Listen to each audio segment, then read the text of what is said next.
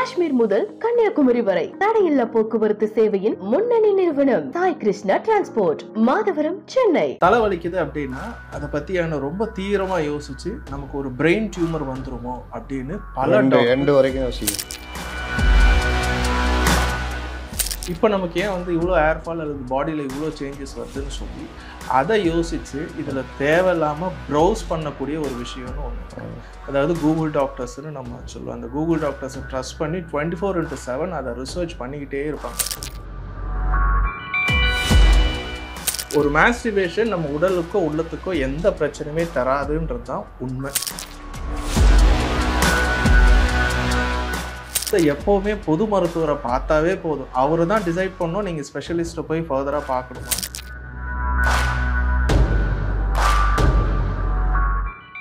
எக்காரணத்தை கொண்டு ப்ரௌசிங் பண்ணக்கூடாதுன்றது வாய்மொழி சத்தியமாகவே அவங்கக்கிட்ட நம்ம பார்க்கணும். தூக்கத்தை பொறுத்தவரை 7 to 8 hours. உதாரணத்துக்கு நைட்டு 10 PM படுத்தாங்கன்னா காலையில் 6 o'clock or 5:30 இந்த மாதிரி எடுக்கிற மாதிரி ஒரு பேட்டர்னை கொண்டு வந்தாங்கன்னா ரொம்ப நல்லது.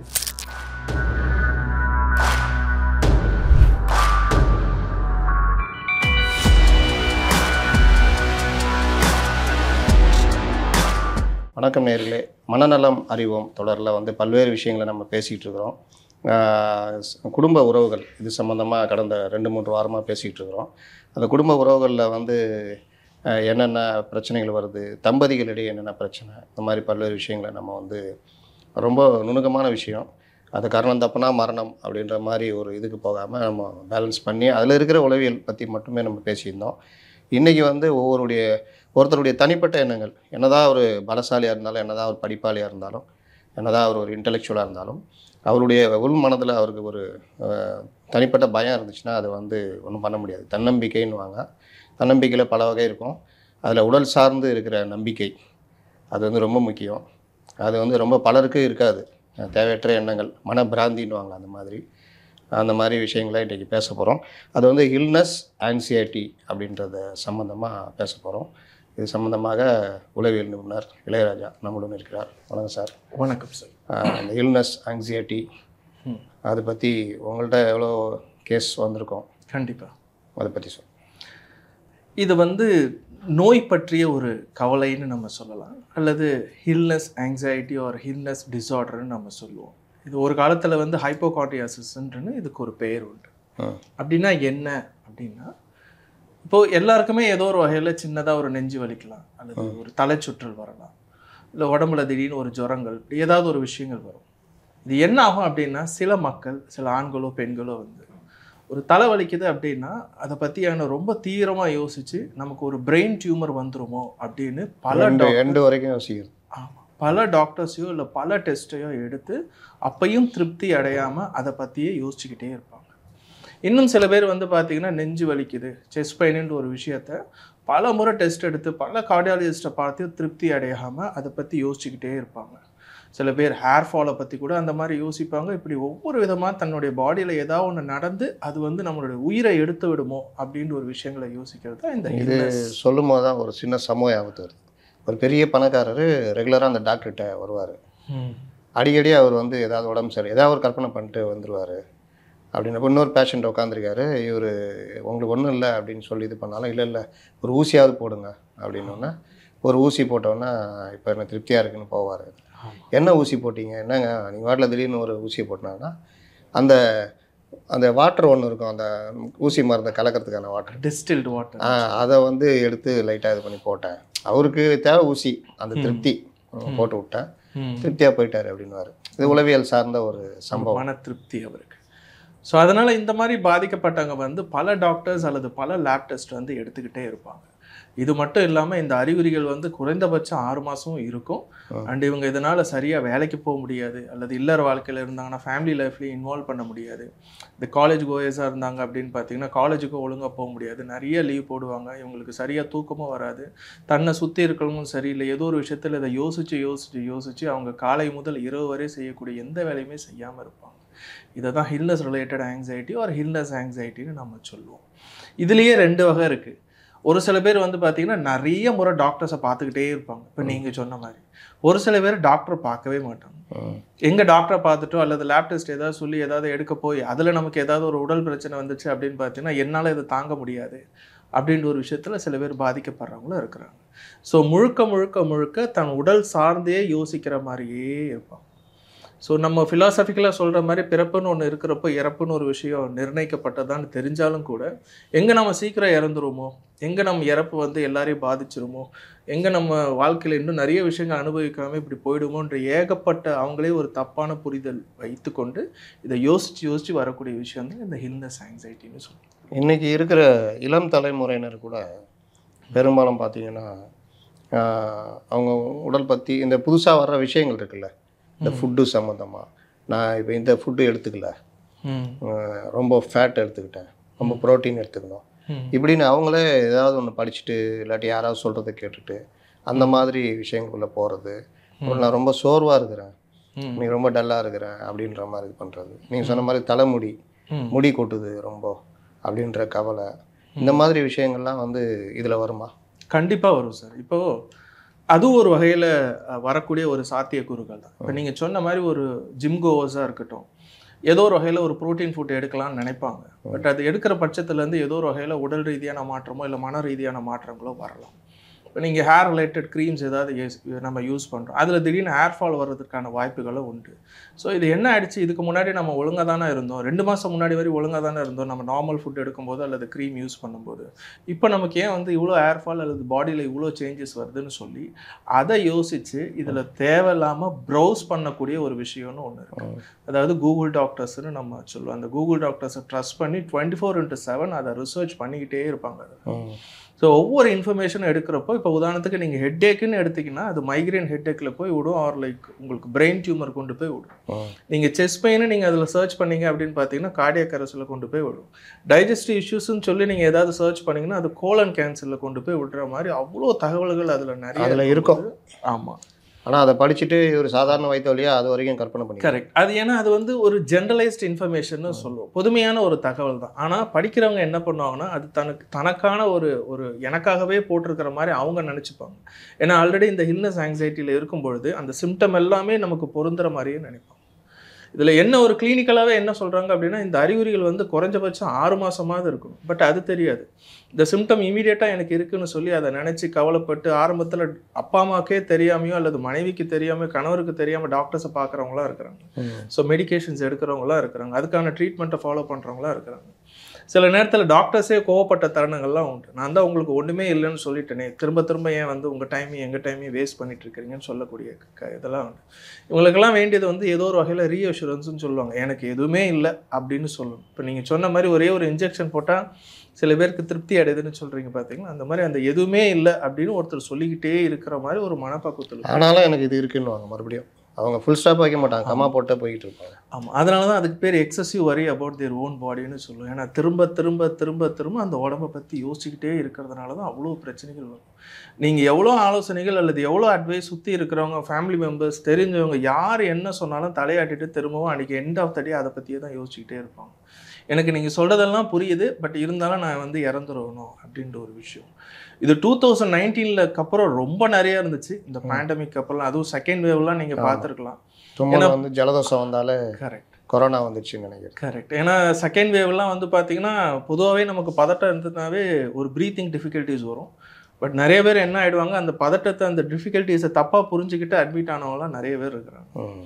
ஸோ இதெல்லாம் ஒரு வகையில் அந்த ஹில்னஸ் ஆங்ஸைட்டிக்கான. இப்போ இந்த மருந்து விற்கிற லேக்கியம் விற்கிற பார்ட்டிங்களாம் இருக்காங்கல்ல, ஆமாம், அவங்கெல்லாம் வந்து அதாவது மாஸ்டர்பேஷனை வந்து ஒரு தப்பான ஒரு விஷயன்ற மாதிரி காமிச்சு இந்த சுய இன்பம் நீங்கள் அடையிறது வந்து உங்களை வீக்னஸ் ஆக்கிடுது அப்படின்ற மாதிரி ஏராளமான விளம்பரங்கள் மற்ற விஷயங்கள்.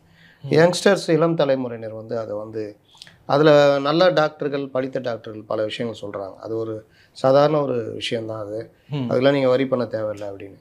ஆனால் இவங்க மனசு வந்து இதை தான் நம்புது, நான் வீக் ஆகிட்டேன், இந்த மாதிரி ஆகிடுச்சு அப்படின்னு. இது எப்படி? இல்லை, இதில் 2 விஷயங்கள் இருக்குது. ஒன்று மித்துன்னு சொல்லக்கூடிய அறியாமை. நிறைய பேர் என்ன நினச்சிருவாங்க அப்படின்னா, அந்த செமன் எஜாக்குலேஷன் ஒரு மாஸ்டர்பேஷன் பண்ணோம் அப்படின்னு பார்த்தீங்கன்னா பாடி வீக் ஆகிடும் அல்லது தாட் ப்ராசஸ் எல்லாம் ரொம்ப வேர்ஸ்ட் ஆகிடும்னு நினைப்பாங்க.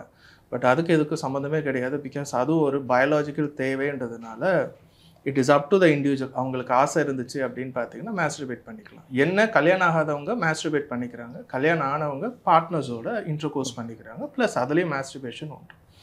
ஒரு மாஸ்டர்பேஷன் நம்ம உடலுக்கோ உள்ளத்துக்கோ எந்த பிரச்சனையுமே தராதுன்றது தான் உண்மை. பட் இது என்ன ஆகிடும் அப்படின்னா, இவங்க ஒரு தப்பான ஒரு நபர்கிட்ட கேட்கும்போதோ இல்லை லைக் யாராவது இவங்க இதை பற்றி பயமுறுத்திட்டாங்க, அல்லது சில குவாக் டாக்டர்ஸ்ன்னு ஒரு லைக் போகஸ் ஃபேக் டாக்டர்ஸ் இருக்காங்க இல்லைங்களா, அவங்க இந்த மாதிரி ஏதாவது ஒரு அறிகுறிகள் சொன்னாங்க அல்லது அறிவுரைகள் ஏதாவது சொன்னாங்க, இப்படிலாம் சிம்டம் இருந்துச்சுன்னா அவங்களுக்கு எதிர்காலத்தில் வந்து குழந்தை பிறக்காதுன்னு சொன்னாங்க. ஒருத்தர் சொல்லுவார், ஏன்டா இப்படி இருக்கீங்க, ஆமாம் இந்த மாதிரி இருந்து பண்ணி ஏன்டா உடம்பை கெடுத்துக்கிறீங்க, ஆமாம் நீங்களும் அழிஞ்சு குடும்பமும் அழிஞ்சிடண்டா, எதுவுமே பண்ண முடியாதுடா நீங்கள். கரெக்ட். ஆனால் அவர் லேக்கியம் வைக்கணும். கரெக்ட். ஸோ அந்த அந்த காம்போசிஷன்லேயும் பார்த்தீங்கன்னா நீங்கள் சொன்ன அந்த லேகியத்தில் எப்போ ப்ரொடக்ஷன் பண்ணியிருக்காங்க, manufacture date and expiry date எதுவுமே இருக்காது.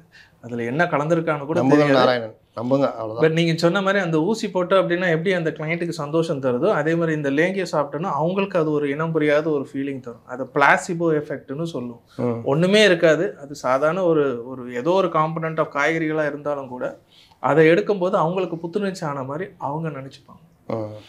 இன்னொன்று இந்த பான் வீடியோஸ் பார்க்கும்போது அது வந்து ஒரு எக்ஸாகரேட்டட் வீடியோஸ்ன்றது நிறைய பேருக்கு தெரியாது. ஆர் லைக் அது ஒரு ஃபேக் வீடியோ, ஆர் லைக் அது ஒரு விதமான ஒரு மித்துன்னு நிறைய பேருக்கு தெரியாது. ஸோ அதை பார்த்து விட்டு இதே போன்ற விஷயங்கள் நமக்கு இருக்க வேண்டும்னு சொல்லி இந்த மாதிரி ஃபேக் டாக்டர்ஸை பார்த்து இது ரிலேட்டடாக எடுக்கக்கூடியவங்களும் அது வந்து சித்தரிக்கப்பட்டது இல்லை வேற வகையில் அது காட்சிப்படுத்தப்பட்டு எடிட் பண்ணுறது. கரெக்ட். நிறைய விஷயங்கள் இருக்குன்றதுனால வந்து தெரியாமல் இயற்கையாக மனுஷனுக்கு இருக்கிற அந்த இதை வந்து புரிஞ்சிக்காமல் பண்ணுறது. கரெக்ட். அது நினச்சி நமக்கு வந்து இந்த மாதிரி இல்லையோ அப்படிலாம் சில பேருக்கு மனப்பதட்டம் வர்றவங்களாம் இருக்கிறாங்க. நீங்கள் இன்னும் யதார்த்தமாக பார்த்தீங்கன்னா, நீங்கள் ரெஸ்ட் ரூம் போகிற இடத்துல சில பேர் வந்து பார்த்தீங்கன்னா அந்த பர்பஸ் ஆஃப் ரெஸ்ட் ரூமை யூஸ் பண்ணாமல் பக்கத்தில் இருக்கவங்க ரெஸ்ட் ரூம் போகிறத பார்ப்பாங்க. எங்கே நம்மளை மாதிரி அவர் ஏதாவது அப்படின்ற ஒரு சில விஷயங்கள்லாம் கம்பேர் பண்ணுறவங்களா. இன்னொரு வகை இருக்குது. இந்த கல்லூரி காலத்தில் மற்றதில் நண்பர்கள் சில பேர் அடித்து இது பண்ணுவாங்க, பெரிய பேய் கதைலாம் சொல்லுவாங்க. ஆமாம். அதெல்லாம் நம்புறது. ஆமாம். நம்பிட்டு தான் வாழ்க்கையில் அந்த மாதிரி விஷயங்கள் நடக்கலைன்றப்போ கரெக்ட். இது எல்லாமே வந்து இயற்கை சார்ந்த விஷயம்தான். ஆணுக்கு ஒரு வகையான உணர்வு, பெண்ணுக்கு ஒரு வகையான உணர்வு, அந்த மாதிரி விஷயங்கள்லாம் அதில் ஒரு புரிதல் புரிஞ்சுக்கிற விதத்தில் தான் இந்த பதட்டம் சிக்கல்லாம் ஆரம்பிக்குது. இதில் இன்னொன்று பார்த்தீங்கன்னா, இந்த யூடியூப் இப்போ கூகுள் டாக்டர் தாண்டி இப்போ யூடியூப் டாக்டருங்க அதிகமாக வந்துட்டாங்க. அதில் இந்த ரீல்ஸ் டாக்டருங்க. ஒரு அம்மா கூட திடீர்னு கிளம்பி வந்தாங்க. பார்க்கறதுக்கு ரொம்ப பார்வையாக இருப்பாங்க. எல்லாருமே அவங்க ஃபஸ்ட்டு அதானே இடம் பார்ப்பாங்க, ஒரு அழகான லேடி பேசுகிறாங்க அப்படின்னு. அவங்க இஷ்டத்துக்கு குப்புறப்படுத்து தூங்குனா, பெண்கள் குப்புறப்படுத்து தூங்குனா மார்பக புற்றுநோய் வரும். அவங்க சொன்னதில் நான் பெஜாராயிட்டேன். என்ன இவங்க எப்படி டாக்டராக இருக்காங்க? அப்புறம் பார்த்தா அந்த அம்மா அவங்க டாக்டர் பட்டத்தையே பறிச்சிட்டாங்கன்னு வச்சுக்கோங்க. ஆமாம். இந்த மாதிரி யூடியூப்பில் வந்து பார்க்குறது, யூடியூப் டாக்டர்ஸ் கண்டதை சொல்கிறது, இதை நம்புகிற அந்த மனநிலை என்ன சொல்கிறீங்க? கண்டிப்பாக. பொதுவாகவே நம்ம அந்த மாதிரி ஒரு மெடிக்கல் சம்மந்தமான ஒரு தகவலை சொல்கிறப்போ அது டாக்டர்ஸாக இருக்கட்டும், பேராமெடிக்கல் ப்ரொஃபஷனலாக இருக்கட்டும், கொஞ்சமாவது அந்த ப்ரிப்ரேஷன் இருக்கணும். ஆர் லைக் ஒரு சயின்டிஃபிக் எவிடன்ஸாக அதை பற்றி கொஞ்சமாவது படிச்சிருக்கணும். படிச்சுட்டு தான் யூஸ்வலாக பேசுவாங்க. சில இடங்களை வந்து இந்த மாதிரி ஸ்லிப் ஆகிறதுக்கான வாய்ப்புகள் இருக்குது. இது அவங்க ஸ்லிப் ஆனால் கூட பரவாயில்ல, ஆர் லைக் இன்டர்வியூ ஆங்ஸைட்டின்னு கூட வச்சுப்போம், ஏதோ ஒரு வகையில் மாற்றி சொல்லிட்டாங்க. பட் இதனுடைய பாதிப்புகள் யார் அப்படின்னு பார்த்தீங்கன்னா அவங்களுக்கு கிடையாது. அதை கேட்டு ஃபாலோ பண்ணணும்னு நினச்சி அல்லது சில பேர் ஆல்ரெடி இதில் பாதிக்கப்பட்டுருமா நினைக்கிறவங்களுக்கு இந்த ஒரு தகவலை கேட்குறப்போ அவங்களுக்கு இன்னும் இந்த மனப்பதற்ற நோய் வருவதற்கான வாய்ப்புகள் அதிகம். ஸோ இது வந்து அந்த பர்டிகுலர் பீப்புள் தான் ஒரு ஓனர்ஷிப் எடுத்து ஒரு தகவலை சொல்கிறப்போ அதற்கான ஆதாரங்கள், மருத்துவ ஆதாரங்கள் இருந்து சொன்னோம் அப்படின்னா ரொம்ப சேஃப். ஆமாம்.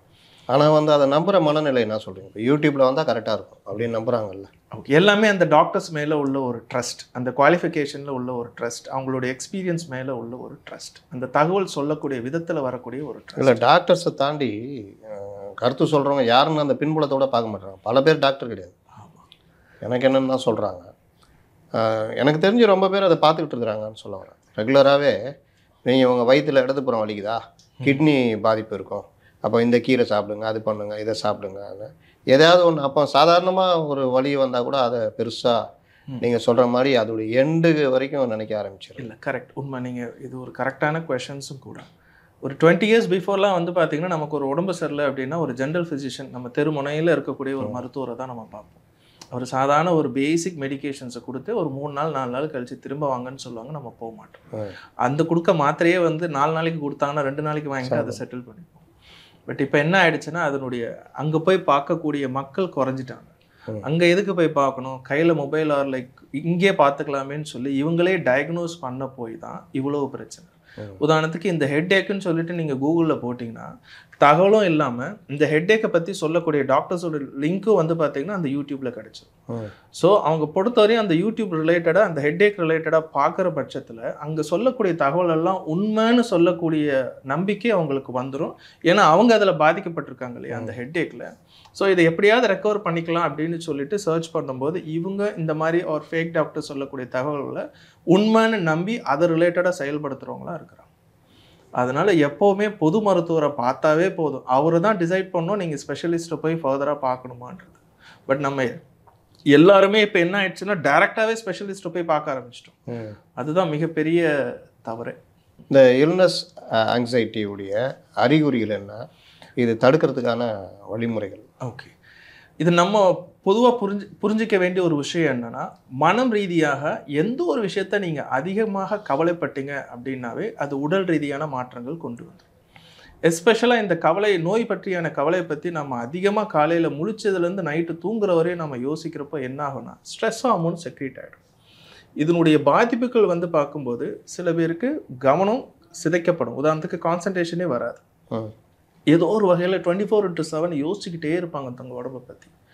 சில பேருக்கு தலை சுற்றல் மாதிரி வரும், சில பேருக்கு ட்ரை மவுத்துன்னு சொல்லுவாங்க, சில பேருக்கு உமிழ்நீரை கூட முழுங்க முடியாது, சில பேருக்கு நெக் பெயின் வரும் அல்லது ஃப்ரிக்ஷன்ஸ் வரும், சில பேருக்கு ஷோல்டர் பெயின் வரும், சில பேருக்கு பார்த்தீங்கன்னா செஸ்ட் பெயின் வரும் அல்லது செஸ்ட் ஹெவினஸ்ன்னு சொல்லுவாங்க, பாரமாக இருக்குது இளையராஜான்னு சொல்லுவாங்க, அல்லது படபடப்பு பயங்கரமாக வரும், நிறைய வேர்த்து ஊற்றும், சில பேருக்கு கை காலெல்லாம் நடங்கும் அல்லது பாம்ஸ் எல்லாமே வந்து பார்த்தீங்கன்னா இது எல்லாமே செயற்கை தான், எந்த பாதிப்புனால வர்றது கிடையாது.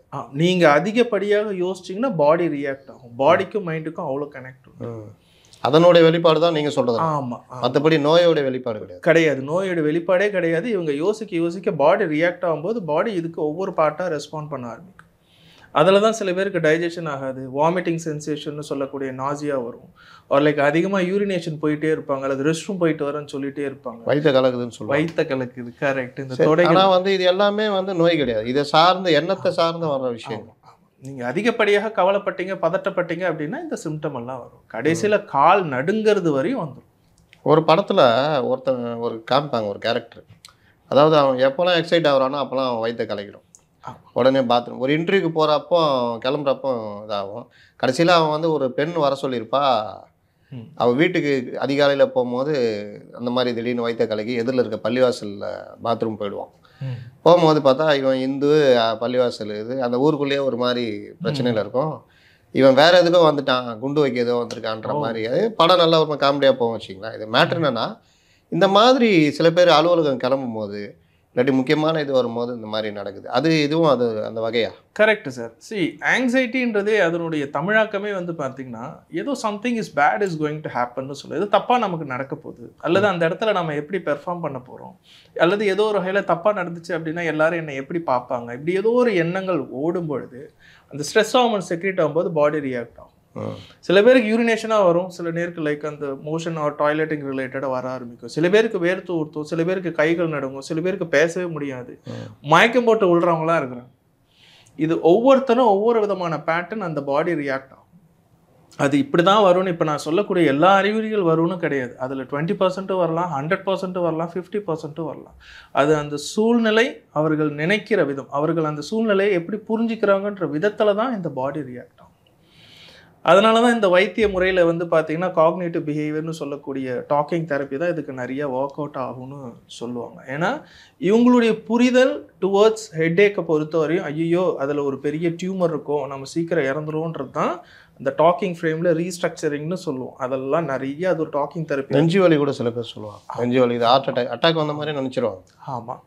ஸோ அவ்வளோ பயம். ஏன்னா அவங்களோட ஏர்லி எக்ஸ்பீரியன்ஸ்லாம் பார்த்தீங்கன்னா அவங்களுடைய பிலீஃப் சிஸ்டம், அவங்களுடைய தாத்தாவோ இல்லை அவங்களுடைய அப்பாவோ இல்லை கூட பிறந்தவர்களோ வந்து பார்த்தீங்கன்னா அந்த அந்த பெயினில் தான் வந்து பார்த்தீங்கன்னா இந்த நெக்ஸ்ட் டே இறந்துருப்பாங்க. இது இன்னொருத்தருக்கு தகவலாக இருக்கும், இவருக்கு அவ்வளோ பர்சனலைசேஷனாக இருக்கும். 35 வயசு தான் இருக்கும். தன்னுடைய நண்பர்கள் 2 பேரும் ஜாலியா சுத்துனவர் ஒருத்தர் கார்டியாக் அரெஸ்ட்ல இறந்துட்டார். இறந்த அடுத்த ஒரு வாரத்துல இருந்து இவர் பார்க்காத டாக்டர்ஸ் கிடையாது, எடுக்காத டெஸ்ட் கிடையாது. ஏன்னா 2 பேருமே ஒரே லைஃப் ஸ்டைல தான் இருந்தோம். அவர் இறந்துட்டாருன்னா அடுத்தது நானா தானே இருப்பேன். இன்று நீ நாளை நான். ஸோ அந்த விதத்தில் யோசிச்சவர் அவருக்கு ஒன்று தான் கை கொடுத்துச்சு. அவரை திடீர்னு அவரை ப்ரொமோட் பண்ணிட்டாங்க. ஸோ ப்ரொமோட் பண்ணதுனால அவருடைய டே ஆக்டிவிட்டி பயங்கர டைட்டான போது இதை யோசிக்கணும். அப்போ இந்த மாதிரி விஷயங்கள் எல்லாமே சும்மா இருக்கிறவன் மனம் சாத்தானுக்கு சமம். அது மாதிரி கரெக்ட். இதற்கு முதல் வைத்திய நோக்கே வந்து பார்த்தீங்கன்னா ஐடியலாக இருக்கவே கூடாது. எப்பவுமே ஒரு பரபரப்பாக டே ஆக்டிவிட்டிஸை பொறுத்தவரையும் பயங்கர டைட் பண்ணிட்டோம் அப்படின்னு பார்த்தீங்கன்னா இந்த விஷயத்தை யோசிக்கிறதுக்கான நேரமும் பொறுமையும் வராது. ஏன்னா எப்போவுமே அட்டென்ஷன் கேன் நாட் பி டிவைடட்னு நம்ம சொல்லுவோம். ஸோ அதனால இவங்களுக்கு வேலைகளாக இருக்கட்டும், இது சம்மந்தமான ஆக்டிவிட்டீஸில் இன்வால்வ் ஆகும்போது இதை யோசிக்க மாட்டாங்க. நான் சினிமாலலாம் நம்ம இந்த மாதிரி ஆட்கள் எல்லாருமே சினிமாலலாம் பார்க்கும்போது ஹீரோ இங்கே குண்டடி வாங்கிடுவார், இங்கே கிழிஞ்சிருக்கும், அது தச்சிட்டு கூட அதே கையில் சண்டை போடுவார். ஆனால் நம்ம கையில் சின்ன காயம் வந்தால் கூட யோசிப்போம், அதையே தான் யோசிச்சுட்டு இருப்போம், இது வழியாக ரத்தம் வருமோ அப்படின்ற மாதிரிலாம். அது ஆனால் இவங்க அதெல்லாம் பார்த்து ஏற்றுக்கிறாங்க. அந்த மாதிரி நடக்கவே முடியாது. ஒரு குண்டடி பாஞ்சவர் சண்டை போடலாம் முடியாது, அங்கேயே குத்துவான் இல்லை குண்டு பாஞ்ச இடத்துலையே. அதெல்லாம் ரசிக்கிறவங்க பொது வாழ்க்கைன்னு வரும்பொழுது சின்ன விஷயங்களில் கூட இந்த மாதிரி விஷயங்களை வந்து ஏற்றுக்க மறுக்கிறாங்க. கண்டிப்பாக. இப்போ நம்ம ப்ரீவியஸ் இன்டர்வியூவில் கூட ஒரு சினிமா வந்து ஒரு தனிநபருடைய மனதை எவ்வளோ பாதிக்குதுன்ற மாதிரி. ஆனால் எனக்கும் இப்போ வரையும் சர்ப்ரைசிங்காக இருக்குது. ஒரு ஹீரோ வந்து பார்த்தீங்கன்னா சில ராடை வந்து முட்டிலேயே தடுப்பார். ஆமாம், ரைட். இது வந்து யதார்த்தமாக யாருமே சில இரும்பு ராட்டில் இங்கே அடி வாங்கிடுவார். கரெக்ட். பல்லுகளில் எதுவுமே உடையாது, இங்கே தலையில் பின்மண்டையில் அடிச்சிருவாங்க ஓங்கி இரும்பு ராட்டில். இந்த விஷயத்தில் வந்து ரியாலிட்டிக்குள்ளே இருக்கிறாங்க. லைக் இதெல்லாம் ஒரு ஃபேண்டசின்ற ஒரு விஷயம். But when coming in to their personality are like அவங்க ஒரு விஷயத்துக்கு ரியாக்ட் பண்ணுற விதத்தை சில பேர் வந்து பர்சனலாக எடுத்துக்கிறாங்க. இது ஒரு வகையில் ஃபேண்டசியாக சில விஷயங்களை ஃபாலோ பண்ணுறதுனால சில பேருக்கு தோணுமே தவிர. இப்போ இந்த இல்னஸ் ஆங்ஸைட்டி வந்து கடத்தப்படுகிறதா எப்படின்னா, இப்போ ஒரு அம்மா இருப்பாங்க, அவங்க பெரும்பாலும் இந்த மாதிரியே சிந்திச்சுக்கிட்டு சின்ன விஷயம் அதை பசங்களுக்கு வந்து லைட்டாக இருமுனா கூட ஐயோ இருமுறா ஜுரம் வந்து ரொம்ப பெரிய ஃபிட்ஸ் வந்துற லெவலில் யோசிச்சுட்டு டாக்டரை கூட்டு போய் இந்த மாதிரிங்க இருமுறான் அப்படி அந்த பையனையோ அந்த குழந்தைய அந்த பெண்ணையோ குழந்தைய அவங்களுடைய குழந்தையும் சேர்த்து அந்த அவநம்பிக்கைக்கு கொண்டு போகிறதுக்கான அந்த கடத்தப்படுற இது நடக்குதா? 100% சார். இது நான் ரியலாக பார்த்தது. ஒரு 5 வயசு குழந்தை அம்மா எனக்கு கால் வலிக்குதுன்னு சொல்லும். என்னால் ஸ்கூலுக்கு போக முடியல, நான் இன்னைக்கு லீவ் எடுத்துக்கிறேன், கால் வலிக்குதுன்னு சொல்லும். இன்னொரு பக்கம் எனக்கு ரொம்ப தலை வலிக்குதுன்னு சொல்லும். இதெல்லாம் இந்த 3 வயசு அந்த பேசக்கூடிய தருணத்தில் சொல்லும். ஒரு 4-5 வயசு இருக்கக்கூடிய குழந்தைக்கு அல்லது 3லேருந்து 5 வயசில் இருக்கக்கூடிய குழந்தைக்கு எப்படி கால் வலிக்கும் அல்லது எப்படி தலை வலிக்கும் நீங்கள் யோசிச்சிங்கன்னா காரணம்லாம் ஒன்றுமே இருக்காது. அந்த குழந்தை எப்போவுமே தாத்தா பாட்டியோட படுப்பான். இந்த தாத்தா பாட்டியில் 2 பேர் யாராவது ஒருத்தர் நைட்டு தைலம் தைக்கக்கூடிய ஒரு நபராக இருப்பார். ஒரு அம்மா கால் வலிக்குது கால் உலையுதுன்னு சொல்லக்கூடிய ஒரு நபராக இருப்பாங்க. ஒரு குழந்தை அவங்களோட மேக்ஸிமம் டைம் ஸ்பெண்ட் பண்ணும்போது நீங்கள் சொல்கிற மாதிரி அந்த தாட் பேட்டர்ன் அப்படியே அந்த குழந்தைக்கு போகும். ஸோ எனக்கும் தலை வலிக்குது, பாட்டிக்கெல்லாம் தலை வலிக்குது இல்லையா, தாத்தாக்கெல்லாம் கால் வலிக்குது இல்லையா, எனக்கும் அதே மாதிரி வலிக்குதுன்னு எந்த விதமான காரணமே இல்லாமல் அவங்களே அந்த சிம்டம் இருக்கிற மாதிரி அசியூம் பண்ணிப்பாங்க. உண்டு அந்த வாய்ப்பு. இது இது ஒரு பார்ட்டு. நான் கேட்குறது வந்து சின்னதாக ஒரு குழந்தை இருமுது ஏதாவதுன்னா உடனே தூக்கிட்டு போய் பெரிய அளவில் டெஸ்ட் எடுக்கிற பேரண்ட்ஸ்லாம் இருக்காங்கல்ல, யங்ஸ்டர்ஸ். கரெக்ட். அதை கேட்குறேன். ப்ரிவென்ஷன் இஸ் பெட்டர் தென் க்யூர்ன்ற ஒரு விஷயத்த நிறைய பேர் வந்து தப்பாக புரிஞ்சுக்கிறதுனால ஒரு கோல்டாக இருக்கட்டும் ஃபீவராக இருக்கட்டும் மினிமம் 3 to 5 days இருக்கலாம், ஒன்றும் பிரச்சனை கிடையாது. இந்த டெம்பரேச்சர் வந்து மோர் தென் 103 or 104 பண்ணுறப்போ எஸ் டெஃபினட்டாக நம்ம போகும். அதுவரையும் நம்ம வீட்டு வைத்தியமான கஷாயங்கள் குடித்தாவோ அல்லது அந்த வாட்டர் ட்ரீட்மெண்ட் பண்ணாவே சரியாயிடும். பட் மக்கள் முதலே வந்து பண்ணணும்னு சொல்லி அந்த அவேர்னஸ் இப்போ வந்து தப்பாக சில பேருக்கு வர்றதுனால தான் இமீடியட்டாக இந்த மாதிரி நம்ம வாழ்க்கை முறையே மாறிடுச்சு. ஆமாம். அப்போல்லாம் வந்து ஏதாவது அடிப்பட்டால் கூட கொஞ்சம் காப்பி தூளை தூக்கி வச்சு அம்மி விட்டு ஓடுறான்றவாங்க. கரெக்ட். அது ஒரு வகையில் தன்னம்பிக்கை. ஆனால் வந்து அது தீர்வு கிடையாது. ஆனால் இன்றைக்கி வந்து அடுத்த எண்டு கை முறிவு ஆகிருக்குதா எக்ஸ்ரேடு அப்படின்ற அளவுக்கு எல்லா டெஸ்ட்டுமே ஒரு சாதாரண காயத்துக்கு எடுக்கிறது.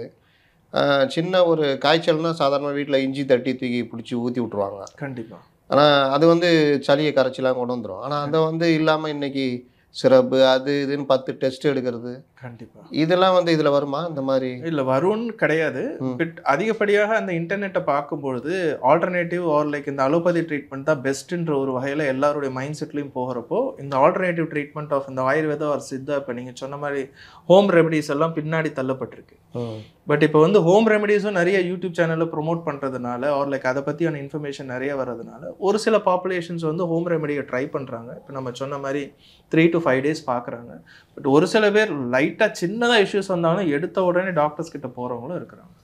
ஸோ இதுவும் ஒரு வகையான நம்ம குழந்தைக்கு ஏதாவது ஆயிடுமோ அப்படின்ட்டு ஒரு பயம் இருக்கும். ஏன்னா பக்கத்து வீட்டில் இருக்கக்கூடிய குழந்தைக்கு இதே மாதிரி ஏதாவது ஒன்று உயிர் ரீதியாக பட்சத்தில் இவங்க அதை பர்சனலாக எடுத்துட்டு அதே மாதிரி நம்ம குழந்தைக்கு வரக்கூடாதுன்னு நினச்சி அவசரப்படுறோம். எல்லாம் நினைப்பாங்க ரோட்டில் போகும்போது மட்டும் ரைட் சைடில் குழந்தைய பிடிச்சி கூட்டு போவாங்க, வாகனங்கள் போகிற சைடில் குழந்தைய பிடிச்சி கூட்டு போதெல்லாம் நடக்கும். இப்போ இந்த இல்னஸ் ஆங்ஸைட்டி சம்மந்தமாக வேறு என்ன வைத்தியங்கள் இருக்குது, என்னென்ன பண்ணுறது? இப்போ நான் முதல்ல சொன்ன மாதிரி காக்னிட்டிவ் பிஹேவியர் தெரப்பி வந்து பயங்கரமாக ஒர்க் அவுட் ஆகும்.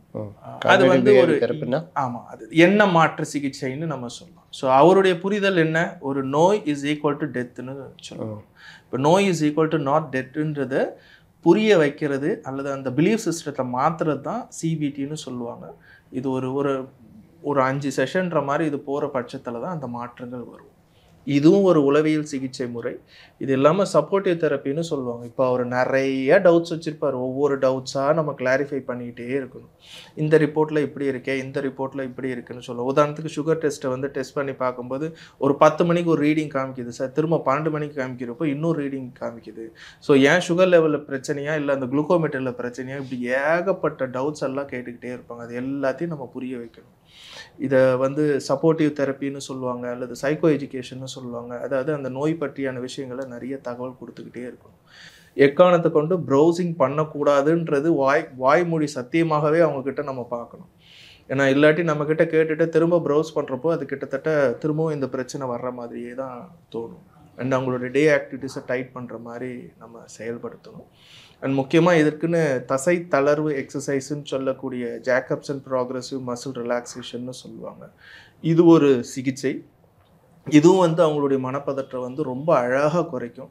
இன்னொன்று வந்து டைஃப்ராக்மேட்டிக் ப்ரீத்திங் அல்லது பெல்லி ப்ரீத்திங்னு சொல்லுவோம். அதாவது நாஸ்ட்ரில்ஸ் வழியாக மூக்கு வழியாக மூச்சை இழுக்க வேண்டி அதை அப்படியே ஒரு 7 seconds ஹோல்ட் பண்ணி திரும்ப வாய் வழியாக மூச்சை வெளியேற்றும் போது அந்த வயிறு உள்ளே போகிறத வந்து ஃபீல் பண்ணணும். ஸோ இந்த மாதிரி ஒரு சிகிச்சை முறையை கொஞ்சம் அவங்க ரெகுலராக எடுத்துக்கிட்டாங்க. ப்ளஸ் அவங்க டே டு டே ஆக்டிவிட்டீஸ்லையும் கொஞ்சம் கொஞ்சமாக ஃபோக்கஸ் பண்ண ஆரம்பிச்சிட்டாங்க. இது ரிலேட்டடாக சப்போர்ட் குரூப், அதாவது இதெல்லாம் ஒன்றுமே கிடையாது, நானாக லீட் பண்ணுறேன் அப்படின்னு நீங்கள் எதெல்லாம் மனசுக்கு வலிக்குது அல்லது ஒரு மாதிரியா இருக்குன்னு இதோட லைஃப்பை ட்ராவல் பண்ணுறவங்க நிறைய பேர் இருக்கிறாங்க. ஸோ இந்த மாதிரி ஒரு சப்போர்ட் குரூப்போட நல்ல நட்பை வளர்த்துக்கிட்டோம் அப்படின்னு பார்த்தீங்கன்னா கிராஜுவலாக அந்த உயிர் பற்றியான பயம் அல்லது அந்த நோய் பற்றியான பயம் காலப்போக்கில் வித்தின் 2 monthக்குள்ளேயே அது அழகாக செட்டில் ஆகி அவங்க டே ஆக்டிவிட்டீஸ் பார்க்குறவங்களா இருக்கிறாங்க. இந்த மாதிரி நபர்கள் எத்தனை % இருக்காங்க? ஃபியூ பர்சன்டேஜ் தான். பட் பேண்டமிக் அப்புறம் 2019 பார்க்கக்கூடிய கேஸ் கொஞ்சம் அதிகம். இதில் வந்து 2 பேருமே பாதிக்கப்படுறாங்க. பட் அதில் ரொம்ப அதிகமாக பாதிக்கப்படுறவங்க ஆண்கள். ஏன் மேபி லைக் அவங்களுடைய ஃபேமிலி ரெஸ்பான்சிபிலிட்டி இருக்குன்ற ஒரு கவலையாக இருக்கட்டும், அல்லது சீக்கிரம் நான் குழந்தைங்களை என்ன பண்ணுறோன்ற ஒரு விஷயங்கள், ஃபினான்ஷியல் நெருக்கடி. ஸோ இதை வந்து சீக்கிரம் ரெக்கவர் பண்ணணும். இது மாதிரி நினைக்கிறதே ஒரு நோயாக மாறிடும்ல. ஆமாம், உடலை. ஏன்னா அவங்க கேட்கக்கூடிய கேள்வி என்ன, எனக்கு எந்த பழக்கமே கிடையாது, எனக்கு ஏன் அப்படி வருதுன்னு சொல்லுவாங்க. எல்லா பழக்கமும் இருக்கிறவங்க நல்லா தானே இருக்கிறாங்கன்னு சொல்லுவாங்க. பட் அவங்க புரிதலில் எல்லா பழக்கம் இருக்கும் பர்சன்டேஜ் வந்து அந்த டிஃப்ரென்ஸ் தெரியாது. பட் அவங்க பார்வையில் ஆல்கோஹாலிக் பீப்புளெலாம் நல்லா தான் இருக்கிறாங்க, நான் க்ளீனாக தானே இருக்கிறேன்னு. பட் இவங்களுக்கு தெரியாது இன்டைரக்ட்லி ஒரு ஸ்ட்ரெஸ்ஸை வந்து 24/7 இவங்க யோசிக்கிறதுனால தான் பாடி ரியாக்ட் ஆகுதுன்னு அவங்களுக்கு தெரியாது. இதனுடைய பாதிப்புகள் ஆல்கோஹாலை விட அதிகம். டொபாக்கோ மாதிரி ஆல்கஹாலிக் பர்சன் வந்து எவ்வளோ கஷ்டப்படுறான்னு கிட்ட இருந்து பார்த்தா தான் தெரியும். கண்டிப்பாக அவர் வெளியில் வருவதுடைய பாசிட்டிவ் மட்டும் தான் அவங்க பார்ப்பாங்க, நெகட்டிவ் அவருக்கு எவ்வளோ பிரச்சனை இருக்குன்னு தெரியாது. ஸோ தூரத்துலேருந்து சில பேர் பார்க்குறப்போ அவங்க நினச்சிப்பாங்க அவங்க ஜாலியாக இருக்கிறாங்க, அல்லது அவங்களுடைய காம்ப்ளிகேஷன்ஸ் என்னன்னு நமக்கு தெரியாதுல்ல. இவர் எங்கேருந்து பார்க்குறப்போ அவங்க ரொம்ப சந்தோஷமாக இருக்கிற மாதிரி இவர் நினச்சிப்பார். இதுதான் பிலீஃப் சிஸ்டம். இதுதான் காக்னிட்டிவ் தெரப்பியில் வந்து இதெல்லாம் நம்ம அக்கறை பற்றி சொல்லுவோம். அண்ட் மோரோவர் இது கண்ட்ரோலே பண்ண முடியல. மல்டிபிள் செஷனில் ஸ்டில் அவளுடைய தூக்கம்லாம் ரொம்ப அதிகமாக டிஸ்டர்ப் ஆகிருக்கு. சில பேரெல்லாம் வந்து நான் தற்கொலையே பண்ணிக்க போகிறேன்னு அட்டம்ப்டெல்லாம் எடுத்துட்டாங்கன்னா நம்ம கண்டிப்பாக மனநல மருத்துவரை பார்க்க வேண்டியிருக்கும். புறநோயாளியாக நம்ம ட்ரீட்மெண்ட் பண்ணிக்கலாம். அப்படி இல்லை அப்படின்னா அட்மிஷன் ஆகி நம்ம ட்ரீட்மெண்ட் பண்ண வேண்டிய ஒரு சூழ்நிலையும் தள்ளப்படுவோம். ஸோ முடிஞ்ச வரையும் கூகுள் ப்ரௌஸ் பண்ணாமல், அதாவது இன்டர்நெட்டை ப்ரௌஸ் பண்ணாமல், உங்கள் நோயை பற்றி ப்ரௌஸ் பண்ணாமல் இருந்தீங்கன்னா சேஃப். தேவைப்பட்டுச்சுன்னா பொதுநல மருத்துவரை பார்த்துக்கலாம். அது மீறி போச்சுன்னா நீங்கள் சைக்காலஜிஸ்ட்டை பார்த்துட்டோம் அப்படின்னா ஆங்ஸைட்டி மேனேஜ்மெண்ட் ட்ரைனிங்கே உங்களுக்கு இருக்குது. உதாரணத்துக்கு அது ஒரு 5 to 8 செஷன்ற மாதிரி வரும். ஒவ்வொரு விஷயமா இப்போ நான் சொன்ன மாதிரி சிபிடியாக இருக்கட்டும், இந்த எல்லா விதமான சைக்கோதெரப்பி டெக்னிக்கும் கற்றுக் கொடுத்து அதுக்கான ரிலாக்ஸேஷன் டெக்னிக்கும் கற்றுக் கொடுக்குறப்போ ஒரு நல்ல சேஞ்சஸ் வரும். இதில் லைஃப் ஸ்டைல் மாடிஃபிகேஷனும் அப்படியே வந்துடும். உதாரணத்துக்கு exercise plays a very very major role.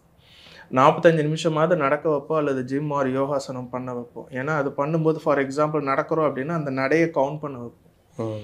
Left hand ஆக்டிவிட்டீஸை செய்ய ட்ரெயின் பண்ணுவோம். உதாரணத்துக்கு ப்ரஷ் பண்ணும்போது நம்ம எப்போவுமே நோயை பற்றி யோசிக்கலாம் அல்லது வாழ்க்கையில் நடந்தது நடக்க போகிறத பற்றி யோசிப்பாங்க. ஆனால் லெஃப்ட் ஹேண்ட் சைடில் ப்ரஷ் பண்ண வச்சோம் அப்படின்னு பார்த்தீங்கன்னா எதையுமே யோசிக்க முடியாது.